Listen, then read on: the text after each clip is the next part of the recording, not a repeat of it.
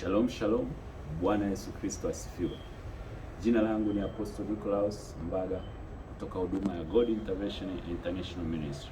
Huduma yetu ambayo inahusiana na mafundisho ya kiroho juu ya neno la Mungu kupitia jina la Bwana wetu Yesu Kristo.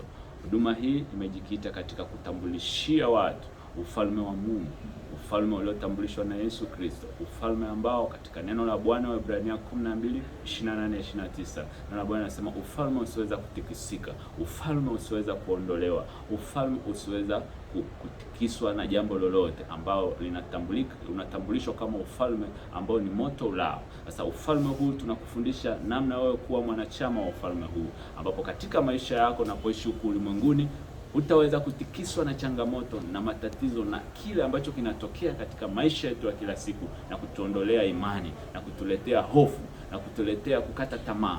Ufalme huu unapoingia ndani yako unakuwa na nguvu, kama neno la Bwana linavyosema, hautatikisika. Namna ya kuwa mwanachama wa ufalme huu, ungana nasi katika mitandao yetu ya kijamii kufuata mafundisho mbalimbali. Katika channel yetu ya YouTube usubscribe.